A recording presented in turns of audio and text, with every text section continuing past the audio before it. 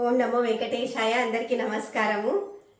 Obesity obesity obesity obesity so most common word. So అయితే ఈ obesity is an hormonal issue. Hormones అంటే female hormones, male hormones కాదండి. ఒబేసిటీకి obesity is purely purely purely because of 3 hormones, that is ghrelin, leptin and insulin. ఈ 3 hormones అండి, ghrelin, leptin and insulin.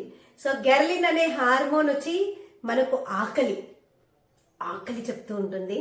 And leptin అనే hormone satiety, అంటే కడుపు నిండింది ఇంకా చాలు అని చెప్పడం లెప్టిన్. అండ్ ఇన్సులిన్ బ్లడ్ షుగర్ని ఆర్ బ్లడ్ గ్లూకోజ్ని మేనేజ్ ఆర్ బ్యాలెన్స్ చేస్తుంది అనమాట. సో ఈ 3 హార్మోన్స్లో డిస్టర్బెన్స్ వల్లనే మనకు ఒబేసిటీ వస్తుంది.